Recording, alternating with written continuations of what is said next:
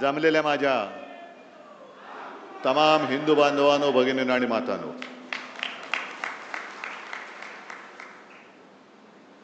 पावसाळ्याची नुकती सुरुवात होते. पावसाळा लांबला होता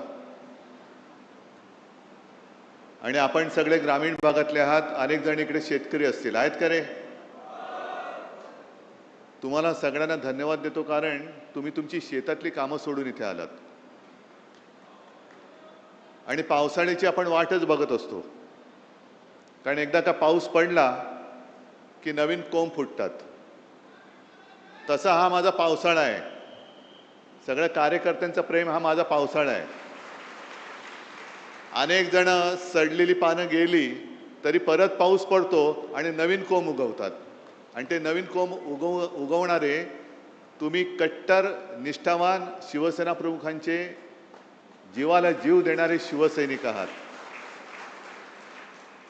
तसं पाहिलं तर आता शांत आहे. जरा कॅमेरामन जरा खाली बसला तर बरं. कॅमेरे सेट करा आणि प्लीज खाली बसा.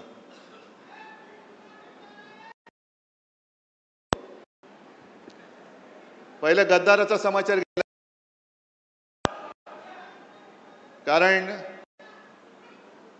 कारण हे गद्दार काही वेळेला माझी चूक होते आणि म्हणून पहिला प्रथम माझं कर्तव्य आहे की माझ्या सांगण्यावरून जे तुम्हाला मी एक बुजगावणं दिलं होतं त्याला अक्षरशः रक्ताचं पाणी करून समोरून पावसाचा धबधबा पडत होता तरी देखील कशाची तमा न बाळगता तुम्ही निवडून दिलात. त्याच्याबद्दल मी तुमच्या सगळ्यांची तर माफी मागतोच, पण तमाम या यवतमाळ आणि वाशिम लोकसभा मतदारसंघातील मतदारांची माफी मागतो की तुम्ही केवळ आणि केवळ शिवसेना प्रमुखांचा चेहरा आणि माझा शब्द या भरोश्यावरती या गद्दाराला निवडून दिला होता. पण आपण त्याला मतदान करताना बोटाला काळी शाई लावलीच, पण त्यांनी गद्दारी करून आपल्या विश्वासाला काळं फासलेलं आहे आणि याचा जाब विचारण्याचा अधिकार तुम्हाला आहे. जाब विचारला पाहिजे. शेवटी गद्दारच गद्दारांच्या कळपात गेला. आता गद्दारांचा कळप म्हणजे काय की 3-4 वर्षापूर्वी गद्दार शिरोमणी जो बसला तिकडे मिंदे, त्यांनी 40 आमदार फोडले आणि या विदर्भामध्ये जेव्हा बैल पोळा होता तेव्हा त्या बैलांवरती लिहिलं होतं 50 खोके एकदम ओके. आता मला सांगा, तेव्हा आमदाराचा भाव 50 असेल, 50 खोके, तर खासदाराचा किती असेल? म्हणजे हा एक धंदा झालाय. निवडून यायचं. असा शेतकरी, आता तू बोललास ना रे दादा, पीक विमा मिळालेला नाहीये, हमी भाव मिळत नाहीये, पण निवडून यायचं, आपला हमी भाव वाढवायचा आणि विकून टाकायचं सगळं काही. मी मुद्दामून एक क्लिप इकडे ऐकवणार आहे तुम्हाला की शेवटी फसगत कशी होते. एक मिनिट थांबा. हे गद्दार खासदार त्यावेळेला काय बोलले होते, कुठे गेले? थांबा. आणि त्या जेव्हा हिंदू हृदय सम्राट वंदनीय बाळासाहेब ठाकरेंचं एक वाक्य मला आजही आठवते की मी वयाच्या 15व्या वर्षी शिवसैनिक झालो आणि त्यावेळेस त्यांनी मला ते कानावर आहे की जेव्हा कोणी संकटात असेल तेव्हा जात पात धर्म न पाहता त्याच्यासाठी आपण धावून गेलं पाहिजे. आज शिवसेना संकटात होती. माझी आई 83 वर्षाची होती. तिनं सुद्धा सांगितलं की शिवसेनेसाठी आपल्याला जायचं. थोडेसे गदगद झालेले आहात आईची आठवण काढून. तर आता आईची आठवण आलेली आहे. मला सांगितलं होतं शिवसेनेला सहकार्य करायचं, म्हणून आज मोठ्या प्रमाणावर त्या ठिकाणी आईचं स्वप्न तुम्ही पूर्ण करताय आणि म्हणून तुम्ही ठाकरेंबरोबर उभे राहिले. हो, बिलकुल ठाकरे साहेब.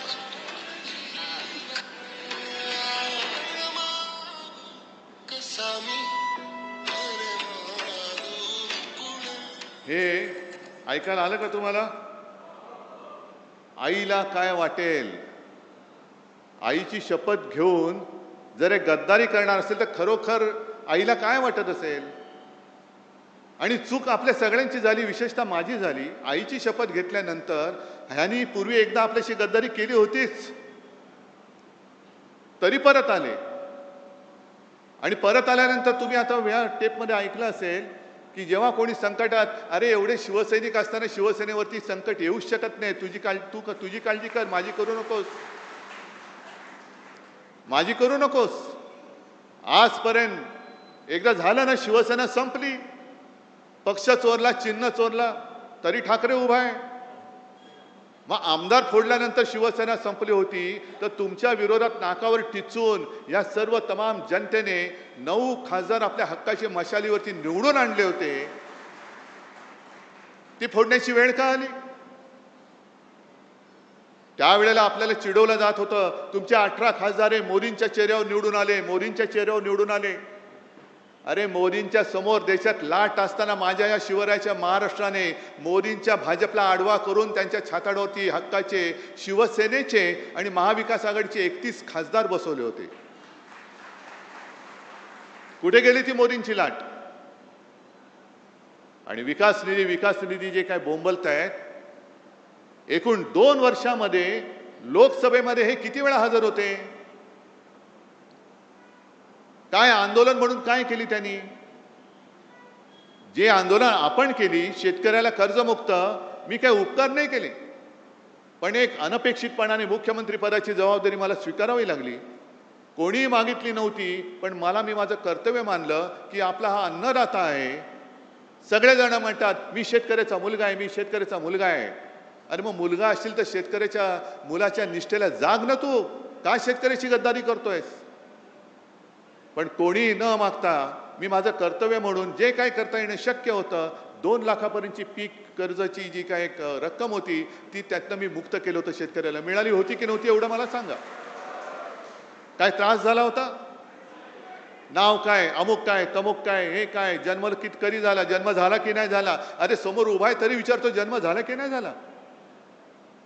यांची फसवणूक करण्याची जी काय वृत्ती आहे ही सगळी गद्दार वृत्ती आहे. म्हणजे आता मी मध्यंतरी वाचलं, तुम्ही पण वाचलं असाल, आता आपल्याकडे ते SIR सुरू होत आहे. रेशन कार्ड, आधार कार्ड, पॅन कार्ड, आता पासपोर्ट, हे तुमचं भारतीय नागरिकत्वाचा दाखला धरला जाणार नाही. मग काय करणार? भाजपचं सदस्यत्व एवढंच तुम्ही धरणार? आम्ही नाही आहोत भाजपचं सदस्य, कारण हा भारतीय जनता पक्ष नाहीच आहे. असाच जर का वागला तर हा पाकिस्तान जनता पक्ष होतोय की काय, अशी आम्हाला तर चिंता वाटायला लागलेली आहे. कारण यांनी गद्दारी जी केलेली आहे, गद्दारी तुमच्या आमच्याशी केलीच. गद्दारी स्वतःच्या आईबरोबर केले, गद्दारी शिवसेनेबरोबर केले, गद्दारी तुमच्याबरोबर केले. आणि एवढंच नव्हे तर जो उल्लेख आता संजय राऊत यांनी केला, राम मंदिराच्या दानपेटीतले पैसे चोरले जात आहेत, चांदीच्या विटा चोरल्या गेल्या आहेत. शिवसेनेने देणगी दिली होती, तिचं काय झालं माहिती नाही. चांदीच्या विटा दिल्या होत्या, त्याचं काय झालं माहिती नाही. शिलापूजन, स्वतः शिवसेना प्रमुख गावोगावी फिरले होते, यवतमाळमध्ये सुद्धा आले होते. तिकडे सगळीकडे पूर्ण महाराष्ट्र शिवसेना प्रमुखांनी पिंजून काढला होता. राम मंदिर वही बनाएंगे, काय एक वातावरण झालं होतं. आणि तमाम हिंदूंना यांनी सगळ्यांनी साथ घातली होती. हिंदूंच्या भावनेशी गद्दारी करणारे हे भारतीय जनता पक्ष आहे. आज हा हिंदुत्वाचा अपमान आहे. ही गद्दारी शिवसेनेशी नाही, गद्दारी हिंदुत्वाशी केलेली आहे, गद्दारी या देशातल्या हिंदूंशी केलेली आहे. जाब फक्त या गद्दाराला विचारून नाही चालणार, जाब भारतीय जनता पक्षाला विचारावं लागेल. आपल्याकडे काय होते की जेवढ्याच तेवढं करून आपण विसरून जातो. ज्याप्रमाणे विधानसभेत आपलं सरकार यांनी पाडलं, गद्दारी करून पाडलं. 2.5 वर्ष तुम्ही राग तुमचा धुमसट ठेवला होता आणि तो राग त्यांना लोकसभेमध्ये दाखवून दिला. यांना काय वाटतंय की आता काही नसताना काही केलं तरी चालतंय. लोकांची स्मरणशक्ती किती आहे? किती आंदोलन करतील? 1 आठवडा करतील, 1 महिना करतील, 2 महिने, 3 महिने, 6 महिने, 3 वर्षांनी जेव्हा निवडणूक येईल तेव्हा आम्ही बघू. नाही, हा राग विश्वासघाताचा जो राग आहे तो धुमसता ठेवला पाहिजे. तुम्हाला जी मतं दिलेली आहेत ती जनता ही जिवंत माणसं आहेत. त्यांच्या न्याय हक्कासाठी म्हणून तुम्हाला मतदार तिकडे त्यांनी खासदार बनवून पाठवलं होतं. आणि विकास निधी कोणाला लागतोय? विकास निधी फक्त काय भाजपच्या बापाच्या मालकीचा आहे का? भाजपच्या विरुद्ध जे खासदार निवडून आले तिकडे भाजपचे मतदार नाही आहेत आणि भाजपच्या विरोधात ज्यांनी मतदान केली ती जनता माझ्या समोर आहे, पूर्ण राज्यभर पसरले, देशभर पसरलेली आहे. ही जनता तर काय पाकिस्तानमधून आलेली नाही ना. आणि मग विकास निधीसाठी जर का काम अडलं असतं तर जो उल्लेख आपल्या आमदार साहेबांनी केला, देरकर साहेबांनी केला, तुकडोजी महाराज, गाडगे महाराज यांना का विकास निधी लागला नाही? गाडगे महाराजांनी सुद्धा इकडे या विदर्भात खूप काम केलं. दशसूत्र त्यांची प्रसिद्ध आहे. जो भुकेला असेल त्याला अन्न देणं, जो तहानलेला असेल त्याला पाणी देणं, ज्याच्याकडे घर नाही त्याला घर देणं, ज्याच्याकडे वस्त्र नाही त्याला वस्त्र देणं आहे. आणि त्यांनी उभं केलं, एक समाजकार्य उभं केलं, स्वच्छता मोहीम राबवली. कुठे विकास निधी वाचून त्यांचं काम अडलं होतं? कोणतेही सत्तापद त्यांनी भोगलं नव्हतं. ना कधी आमदार झाले होते, ना कधी खासदार झाले होते. पण लोकांना शिक्षण दिलं म्हणून इतक्या वर्षानंतर सुद्धा लोक मुख्यमंत्री किंवा या गद्दाराला मानण्याच्या ऐवजी गाडगे महाराजांना नमस्कार करतात, तुकडोजी महाराजांना नमस्कार करतात. तुकडोजी महाराजांना सुद्धा राष्ट्रसंत म्हणतो. का म्हणतो आपण? आज आपण सगळे हिंदू म्हणून जय श्रीराम म्हणतोच, जय शिवराय सुद्धा बोलतो, हर हर महादेव सुद्धा म्हणतो. तसंच तुकडोजी महाराजांची जी काही भजनं होती त्या भजनातनं त्यांनी एक राष्ट्रभक्तीचं बीज रोवलं, ते या विदर्भामध्ये रोवलं आहे. त्यांच्याकडे पैसा अमाप आहे, साधन सामुग्री अमाप आहे. आमच्याकडे काय आहे? आमच्याकडे जिवंत माणसं आहेत. आणि तुकडोजी महाराज जे बोलले होते, तुकडोजी महाराज जे बोलले होते, जे शब्द, कदाचित शब्द मला आता पूर्ण शब्दाच्या आठवणार नाही. पत्थर सारे बॉम्ब बनेंगे, भक्त बनेगी सेना, झाडू झडेले शस्त्र बनेंगे, नाव लगेगी किनारे. काय नाही तर आहेत ना, दगड आहेत ते बॉम्ब बनतील. सगळी माझी भक्तांची सेना आहे, ते सैन्य होईल. हातामध्ये जे काही आहे ते शस्त्र होईल. आणि त्यातनं आपल्याला स्वातंत्र्य मिळालेलं आहे. स्वातंत्र्य हे निवडणूक जिंकून मिळालेलं स्वातंत्र्य नाही आहे, तर इंग्रजांशी लढून मिळवलेलं स्वातंत्र्य आहे. मग तेव्हा लोकमान्य टिळक बोलले असते, काय करणार, विकास निधी मिळत नाही. महात्मा गांधी बोलले असते विकास निधी मिळत नाही. कशाला? आज जे तिकडे बसलेत फोडाफोडी करणारे त्यांनाच मी विचारतोय. अटलजी तर गेले, अडवाणी साहेब आज त्यांना तुम्ही अडगळीत टाकले. काँग्रेसशी लढत असताना यांना कधी विकास निधी चणचण भासली नाही ती? अटलजी आणि अडवाणीजी कधी जर त्यांनी असं म्हटलं होतं आम्ही आता काँग्रेसमध्ये जातो कारण आम्हाला विकास निधीच मिळत नाही, तर मोदींचा राजकीय जन्म झाला असता का? अमित शहाचा राजकीय जन्म झाला असता का? आणि यांना फोडाफोडी का करायचे? तर तोच की तुमचे प्रश्न, तुमच्या प्रश्नापासून तुमचं दुर्लक्ष झालं पाहिजे. पीक विमा नाही मिळाला तरी चालतंय, तुम्हाला दुसरं काहीतरी दिलं का तुम्ही त्याच्या मागे लागता. शेतकऱ्याला हमी भाव नाही मिळाला तरी चालतंय, त्याला दुसरं काहीतरी दिलं का तो त्याच्या मागे लागतो. त्याचं आयुष्य हे नेहमी संकटातच राहिलं पाहिजे. तो जोपर्यंत संकटात आहे तोपर्यंत तो माझ्या दारात उभा राहणार आहे.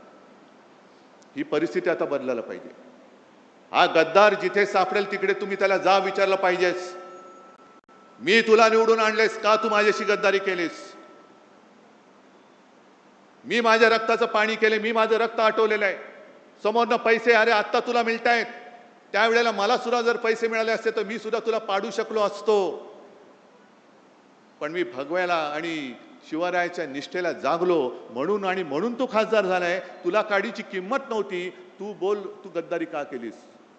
पुढचे 3 वर्ष हा कार्यक्रम तुम्हाला करावा लागेल. आहे हिंमत तुमच्यामध्ये? कारण मी मुद्दामून आलोय. जसं त्यांनी मला सांगितलं, काय झालं 2 आठवड्यापूर्वी एक खासदारांची बैठक घेतली, तेव्हा हे महाशय मला म्हणाले साहेब घरी सोयरीक जुळवायचे, पाहुणे येणार आहेत, मी व्हिडिओवरनं आलो तर चालेल का? आता घरचं कार्य शुभ कार्य म्हटल्यानंतर मी नाही बोलू शकतो. आता मला काय माहित मुलीची सोयरीक जुळवताना ह्यांची सोयरीक तिकडे जुळवतील. ह्यांच्या हे पाहुण्यांकडे चालले होते का पाहुणे यांच्याकडे येत होते? सोयरीक ह्यांची जुळत होती पण सांगितलं मुलीची सोयरीक जुळत आहे. मग मी रात्री फोन केला, म्हटलं काय जुळलं का? हो जुळलं की म्हणे. जुळलं, 2 दिवसांनी कळलं, गेले सासरी. आता नांदा तिकडे गद्दारांच्या कळपामध्ये नांदा, गद्दारांच्या लांडग्या म्हणजे त्या कळपामध्ये नांदा. इकडे वाघाचं जीवन जगत होता, तिकडे गाढवाचं जीवन जगा. जे ओझं तुमच्या पाठीवर टाकलं जाईल ते वाहत राहा. अरे प्रेम देणारी संघटना फक्त शिवसेना आहे. दुसरा या जगात दुसरा पक्ष नाही की जो फक्त आणि फक्त प्रेमाच्या भावनेवरती जिवंत राहतोय. आणि म्हणून मी आज तुमच्याकडे आलेलो आहे. जसं त्यांनी सांगितलं ना की मी माझ्या कार्यकर्त्यांशी बोलेन, तसं मी तुमच्याशी बोलतो. मी करतोय ते बरोबर करतोय की चूक करतोय? मी लढायला उभा आहे, मी नाही हटणार. कारण जिथे जिथे अन्याय दिसेल तिकडे मी लाथ मारणार म्हणजे मारणार. सोबत राहणारच की नाही? जे खरं हिंदुत्व आहे, हे खरं हिंदुत्व हे माणुसकी शिकवणार आहे. मंदिर लुटणारं हिंदुत्व आमचं हिंदुत्व आम्ही ते तुमचं हिंदुत्व मानू शकत नाही. आणि राम मंदिराचा सुद्धा प्रश्न हा पूर्ण देशामध्ये खरा म्हणजे हिंदूंना जागृती आली पाहिजे. आज संजय राऊत यांनी एक चांगला अग्रलेख लिहिला आहे सामनामध्ये. सामना तुमच्याकडे येत नसेल तर सामना.com वरती जाऊन मुद्दामून वाचा. हे मरे मरे जे सगळ्यांनी मोर्चे काढले ना, सकल हिंदू समाज, हिंदू जनजागृती, आता का झोपलात? आता का झोपलात? आम्हाला आता भाजपा मुक्त राम पाहिजे आणि त्याच्यासाठी शिवसेना लवकर आंदोलनाला सुरुवात करणार आहे. भाजप मुक्त राम, जो एक विळखा या भोंदूंच्या गरड्यामध्ये राम आमचा प्रभू श्रीराम सापडलेला आहे, त्या श्रीरामाला त्या भोंदू हिंदूंकडनं सोडवण्यासाठी शिवसेना पुढाकार घेईल आणि शिवसेना पहिली ठिणगी महाराष्ट्रामध्ये टाकेल. आणि तेव्हा मला गद्दारांना विचारायचे, जे बाळासाहेबांचे विचार, हे बाळासाहेबांचे विचार आहेत, आहे तुमच्यामध्ये हिम्मत? त्या गद्दाराला विचारा, हिम्मत आहे? जाऊन विचारू शकता तुम्ही मोदींना? पीक विमा का मिळाला नाही? लोकसभेमध्ये तोंड उघडू शकता? आहे हिम्मत? शेतकऱ्याला हमी भाव मिळत नाही, शेतकऱ्याच्या आत्महत्या चाललेल्या आहेत, नीटचे पेपर फुटत आहेत, महिलांवरती अत्याचार वाढत आहेत, राम मंदिर लुटलं जात आहे, मध्य प्रदेशमध्ये तिथले मुख्यमंत्र्यांच्या नावाने लूट चालू आहे. हे सगळे प्रश्न विचारण्याचं धाडस या गद्दारांच्या रक्तात आहे का? शिल्लक राहिलंय का? की तुमचं रक्त हे गद्दारीने नासून टाकलेलं आहे? हा जो स्वाभिमान आहे, ही जी हिम्मत आहे, ही जी धमक आहे, म्हणून शिवसेना पाहिजे. हे शिवसेना का संपवायला निघालेत? मला कोणी प्रश्न नाही विचारायचा. प्रश्न विचारण्याचं धाडस फक्त शिवसैनिक करू शकतो. म्हणून शिवसेना संपवा. नाही संपू शकत. जोपर्यंत प्रश्न संपत नाहीत, जोपर्यंत हा हृदयामध्ये आग लागलेला शिवसैनिक संपू शकत नाही, तोपर्यंत ठाकरे आणि शिवसेना कोणी संपू शकणार नाही.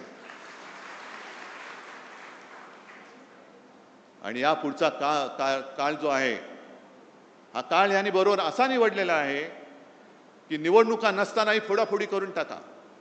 आणि फोडाफोडी आपल्याला किती लोकांना आठवत असेल की लोकसभेच्या वेळेला जेव्हा मी आलो होतो तेव्हा त्यांची घोषणा काय होती? अब की बार 400 पार. आणि मी घोषणा दिली होती अब की बार तडीपार. आता तेच त्यांचं काम सुरू आहे.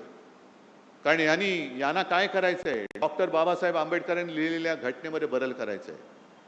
2/3 बहुमत 400 पार निवडणुकीत नाही झालं तर फोडाफोडी करून कर. आणि एकदा का संख्या झाली का मग घटना बदल, घटनेत पाहिजे तसे बदल करून टाक. समोर आहे कोण विचारायला? कारण सगळेच फोडलेले आहेत, सगळेच त्यांनी पक्षात घेतलेले आहेत. ही सगळी गुलामगिरीची राजवट आणि हुकुमशाहीची राजवट ही रोखण्यासाठी बाकी देश उठेल तेव्हा उठेल, पेटेल तेव्हा पेटेल, पण निदान साधू संतांची परंपरा लाभलेला, उगाच आपण बोलत नाही शाहू फुले आंबेडकर, छत्रपती शिवाजी महाराज, तो परंपरेला लाभलेला महाराष्ट्र हा जागा राहणार आहे की नाही आणि त्यांच्या समोर उभा राहून त्यांना प्रश्न विचारणार आहे की नाही, हा प्रश्न मी तुम्हाला विचारतोय. हे काम एवढं सोपं नाहीये. नुसतं गद्दार झाला म्हणून त्याला 4 शिव्या दिल्या नाही. त्यांनी गद्दारी का केली? तर तुमचं स्वातंत्र्य हिरावून घेण्यासाठी तो त्या गद्दारांच्या कळपात सामील झालेला आहे. तुमचं स्वातंत्र्य तुम्ही कोणाला असं हिरावून देणार आहात? मग आजपासून कामाला लागला पाहिजे पुढचा खासदार हा पुन्हा एकदा आपल्या भगव्याचा कट्टर शिवसेना एकच. गद्दार सेना म्हणजे शिवसेना नाही. कोणी उपरा आला आणि कोणाचंही नाव कोणाला दिलं आम्ही मानायला तयार नाही, उपऱ्याला मानायला तयार नाही. शिवसेना फक्त एकच, भगवा फक्त एकच. आणि त्या भगव्याचा शिवसेनेचाच खासदार 2 वर्षांनी 3 वर्षांनी, कारण हिंमत तर होणार नाही राजीनामा देण्याची, जेव्हा केव्हा निवडणूक होईल तेव्हा परत आपला खासदार निवडून आणण्यासाठी आजपासून तयारीला लागा. आहे तयारी? जरा जोरात सांगताय? नाही, एवढा जोर आला पाहिजे की छप्पर उडाला पाहिजे, दिल्लीपर्यंत पोहोचला पाहिजे हा आवाज. बोला एकदा. चला, तुम्हाला सगळ्यांना मी खास धन्यवाद देतो आणि नम्रपणाने सांगतो की जोपर्यंत तुम्ही माझ्यासोबत आहात तोपर्यंत मी कोणाला घाबरत नाही. जोपर्यंत तुम्ही माझ्यासोबत आहात तोपर्यंत कोणी किती प्रयत्न केले तरी ठाकरे काय शिवसेना ही कोणी संपू शकणार नाही. आणि तो विश्वास माझ्यात आहे आणि त्या विश्वासाच्या जोरावर या अन्यायाला तोडून फोडून टाकल्याशिवाय मी राहणार नाही. एवढं एक वचन मी आपल्याला देतो आणि आपली रजा घेतो. जय हिंद, जय महाराष्ट्र. सर्वांना विनंती आहे की कृपया आपापल्या जागेवर उभं राहायचं आहे. राष्ट्रगीत होईल. सर्वांनी आपापल्या जागेवर उभं राहायचं आहे. एक साथ सावधान हो गए. पालकांनो, जरा इकडे लक्ष द्या. आपल्या पाल्याच्या उज्ज्वल भविष्यासाठी आता शिक्षणाची सर्वोत्तम संधी Shri Sant Gadgebaba English school and junior college of science, bus stand जवळ करसगाव, तालुका चांदूरबाजार, जिल्हा अमरावती. सीबीएसई पॅटर्न स्कूल सोबत विद्यार्थ्यांच्या सर्वांगीण विकासासाठी सज्ज, अनुभवी व उच्च शिक्षित शिक्षक वर्ग, खेडीमेडीच्या वातावरणात आधुनिक शिक्षण, सीसीटीव्ही कॅमेरा, सुरक्षित परिसर, संगणक व प्रोजेक्टर सुविधा उपलब्ध. नर्सरी, KG1, KG2 ते 10वी पर्यंत प्रवेश सुरू झाला आहे.